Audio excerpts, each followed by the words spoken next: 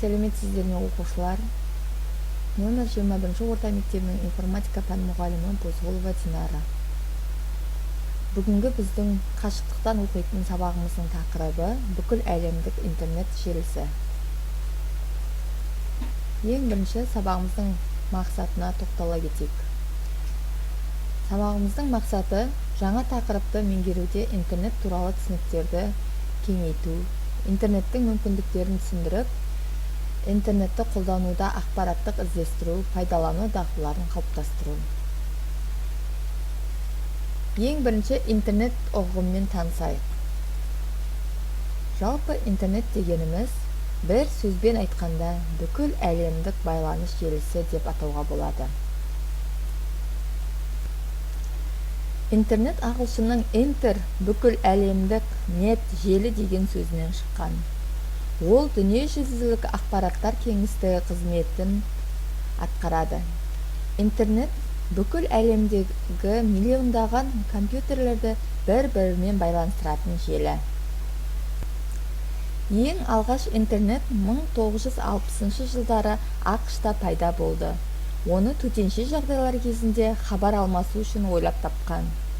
Компьютер мен телефон арналары арқылы байланыс жасаған. Тәжірибелерге сүйене келе 20 ғасырдың 60 жылдардың аяғында арпанент желісі пайда болды. Яғни ең алғаш рет арпанент деп аталып, кейіннен интернет деген ұғымға ие болған. Интернет қызметтерінің бірі World Wide Web. Яғни компьютерлерді, деректер мен құжаттарды, мультимедиа элементі бар гипермәтінді жүйелерді байланыстыратын ғаламдық тор. Бұны 1989 жылы Бернес-Ли глобалды гипертекстті проекті ұсынып, оны World Wide Web деп атап кеткен. Интернетпен жұмыс жасау үшін интернет бізге қандай мүмкіндіктерді ұсынады? Электрондық почта, телеконференция, қашықтықтан қатынас құру.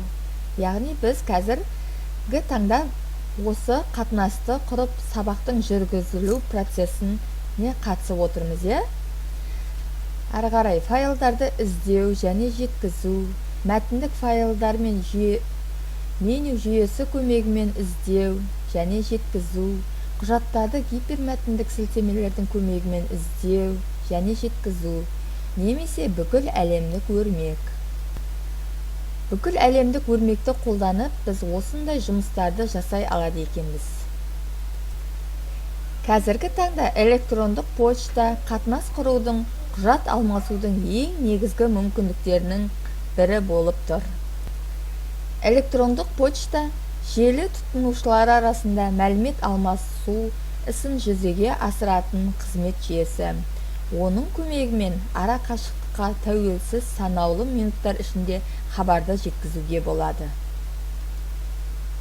Интернеттен көптеген пайдалы, қажетті ақпараттарды табуға болады. Интернеттің жедел дамуына байланысты желіде жұмыс істеуге арналған көптеген қызметтер мен программалар пайда болды. Интернетте жұмыс істеу үшін аса маңызды деректер қорына жетуге арналған желіге қосу құралы браузер бағдарламалары қолданады. Браузер ағылшын тілінен аударғанда парақтау, қарастыру деген мағынаны білдіреді. Көптеген браузерлер программалары бар. Ең көп тараған браузерлер Internet Explorer, Mozilla, Google Chrome, Opera және тағы басқа. Интернеттің пайдалы жақтарымен бірге зиянды тұстары да бар. Бұл жайлы әрбір қолданушы жақсы білуі тиіс. Информатика кабинетінде ғана емес, үйде де компьютермен жұмыс істегенде мұны естен шығармаған жөн.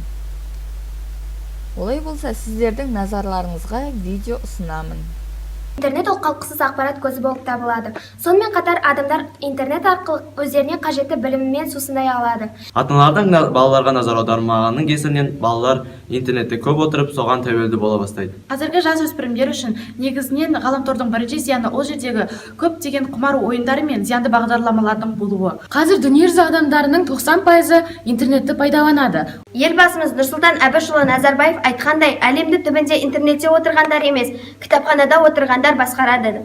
Құрметті достар, 21 ғасырда интернетті пайдаланбау мүмкін емес. Бірақ интернетті шектеулі уақытпен пайдаланып, спортпен айналысайық. Өйткені дені сау ұрпақ елдің болашағы.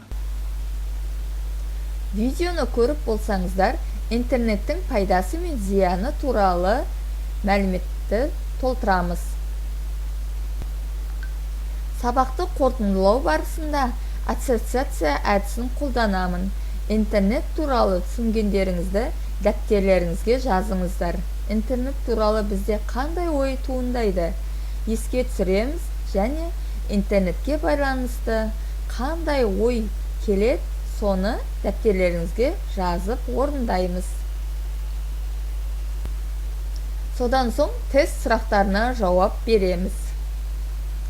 Үйге тапсырма.